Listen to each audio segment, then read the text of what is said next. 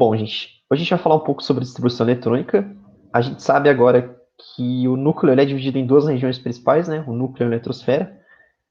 E sendo que a eletrosfera é a região de maior liberdade, é a região que mais vão acontecer coisas que vão determinar as nossas reações químicas. Então, é muito difícil a gente mudar alguma coisa no núcleo, né? Porque precisa de uma energia muito grande, envolve coisas muito difíceis de acontecerem naturalmente.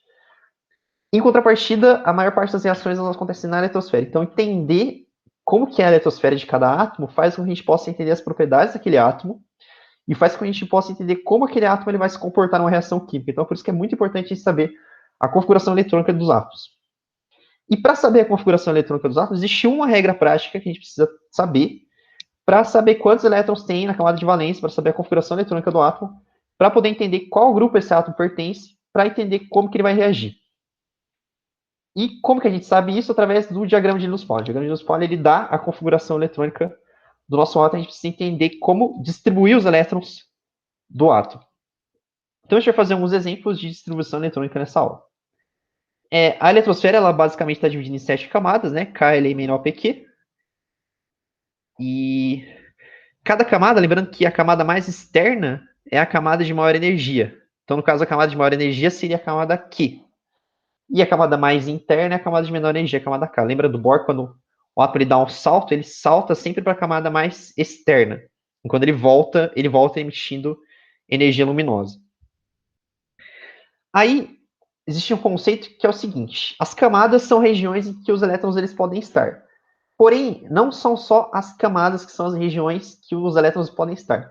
Vão existir outras regiões que a gente não vai visualizar aqui, né? A gente não estuda no ensino médio isso, mas vão existir outras regiões que existe grande chance do elétron estar também. Dentro da camada, existem outras sub-regiões que o elétron pode estar.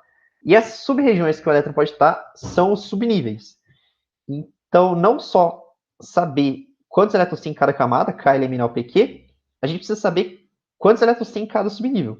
E aí existem 4 subníveis, né? O subnível S, o subnível P, o subnível D e o subnível F. Sendo que no subnível S tem 2 elétrons, no P tem 6, no D tem 10 e no F tem 14.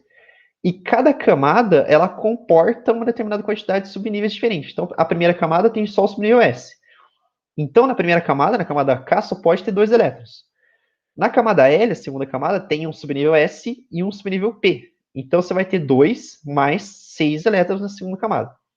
E assim sucessivamente, de modo que a organização dos elétrons no átomo segue esse diagrama do Linus-Pauling. Cada camada tem os seus respectivos subníveis e a sua determinada quantidade de elétrons. O que são essas setas? Essas setas representam a energia de cada subnível. Sempre que eu colocar um átomo no elétron, a tendência é que esse átomo ele fique na região de menor energia. E a seta, ela representa exatamente isso. Cada seta representa um nível de energia. Se a seta é a seta de cima, é a seta de menos energia, portanto, é onde o elétron vai estar. Então, a gente vai fazer alguns exemplos para ficar um pouco mais claro isso. Mas na hora que a gente for fazer a distribuição eletrônica, a gente precisa seguir essas setas do Linus Pauling. Porque o elétron ele sempre vai entrar na região de menor energia, depois que ele vai ocupar a região de maior energia. Certo? Então vamos começar fazendo a distribuição de alguns átomos simples, e aos poucos a gente vai tentando entender como que funciona a distribuição eletrônica de acordo com o diagrama de Linus-Pauling. Então, o átomo mais simples possível, o átomo de hidrogênio, só tem um elétron. Como que fica a distribuição eletrônica dele? A distribuição eletrônica dele fica 1s1. Ele tem um elétron, certo? No orbital S, na primeira camada. Lembra que esse primeiro 1, ele representa qual camada que é? Camada K.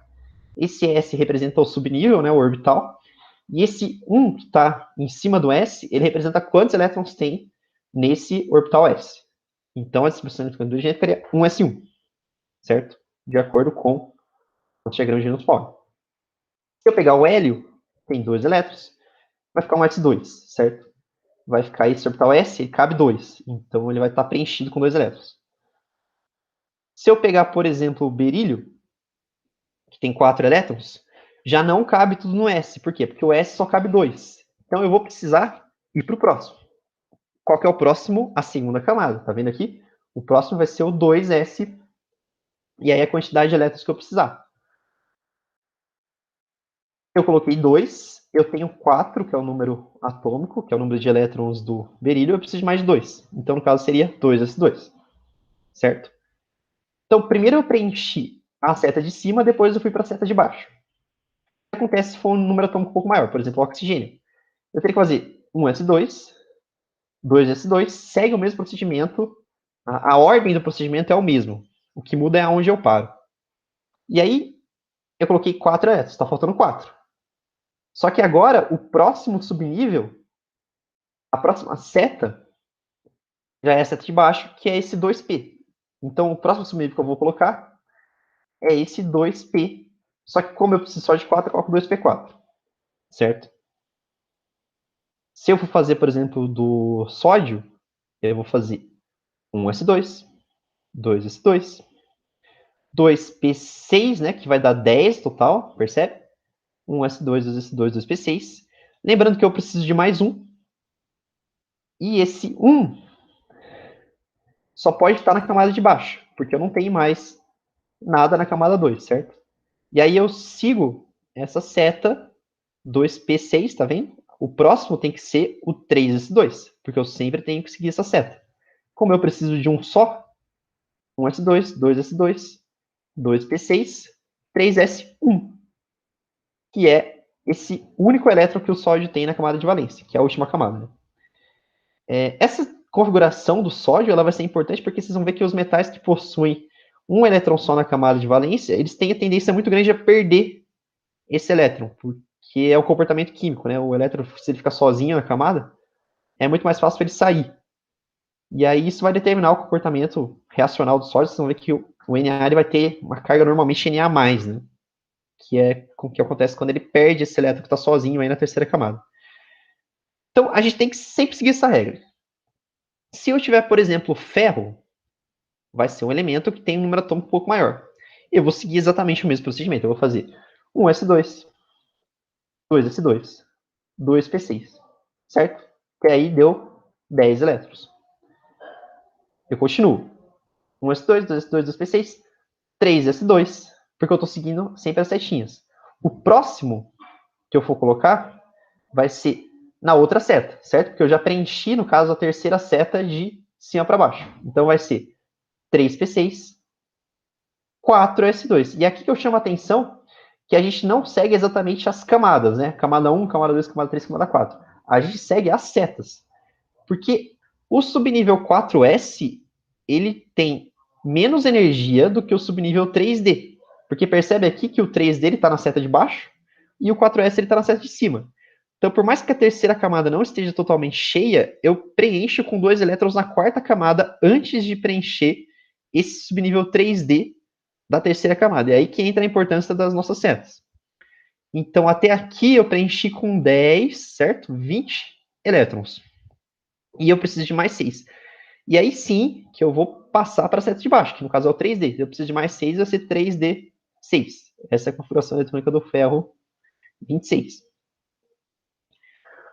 Então, gente, eu trouxe um exercício aqui que ele tem um enunciado, né? Fala de 2 elementos químicos, enfim. E ele dá um número atômico desses elementos e ele pergunta coisas relacionadas às propriedades eletrônicas, né? Elétrons, subnível F, serem elementos de transição, pertencer ao mesmo grupo, tabela periódica. E o que a gente precisa fazer para resolver esse exercício é fazer a distribuição eletrônica tanto desse nióbio quanto do tântalo, né? Que tem número atômico 41 e número atômico 73. Eu confesso que eu nunca tinha visto um exercício que pedia fazer uma distribuição eletrônica tão grande, mas eu acho que vai ser interessante a gente fazer esse exercício para a gente entender como funciona exatamente a distribuição eletrônica quando chega nos níveis mais baixos, que é onde acaba ocorrendo algum tipo de dúvida, né? Então, imagina que a gente quer distribuir um elemento que tem 41 elétrons, né? E até vou pegar. Provavelmente vou ter que anotar aqui, porque vai ficar uma conta um pouco mais trabalhosa. Eu vou distribuir. Eu vou começar como a gente faz sempre. Então, eu vou fazer 1s2, 2s2, 2p6. Daí foi 10. 3s2. Certo? Então, até agora foram 12. Só um minutinho. Até agora foram 12 elétrons. Eu continuo. 3p6, 4s2, percebe? Segui a segunda seta.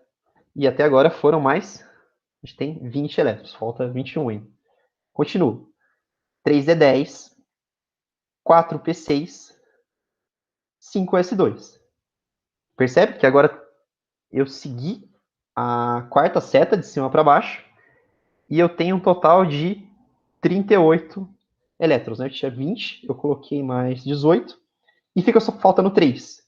E esses 3 vão estar na próxima seta, que seria o subnível 4D, que no caso vai ser 4D3. O que eu queria chamar a atenção é que quando a gente foi distribuindo, a gente seguiu essas setas, e dá para perceber até aqui na animação do PowerPoint. Primeira seta, segunda, terceira, quarta, quinta. Certo? É isso que a gente vai fazer para distribuir.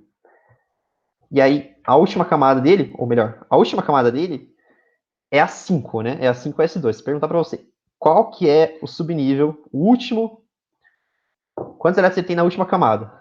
Vai ser 2, né? Que é o 5S2. Se por acaso ele se perguntar qual que é o subnível de maior energia, aí não é o 5S, aí é o 4D, porque o 4D ele está na seta de baixo do 5S. E o outro elemento, que é o maiorzão deles, né? Nós estamos com 73. A gente vai seguir o mesmo procedimento. A gente vai fazer 1s2, 2s2, 2p6, 3s2, 3p6, 4s2. E aí deu 20, né? Falta só 50. 53. 3d10, 4p6, 5s2. Temos 38. E aí, o próximo vai ser, depois do 5s2, vai ser 4d10, 5p6, 6s2, certo? Então, até o momento, a gente tem, vou ter que contar de novo, 10 nas primeiras duas camadas, né? Na terceira camada eu tenho mais 18. Na quarta camada eu tenho mais 8 também. Na quinta camada eu tenho mais 8. Na última eu tenho 2. Isso vai dar um total de 10. 56, né? Posso estar errado, mas acho que é 56. Fica faltando.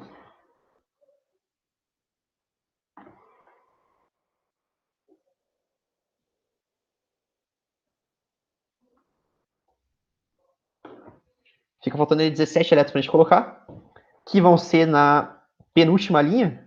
E aí, pela primeira vez, a gente vai chegar a usar o F, né?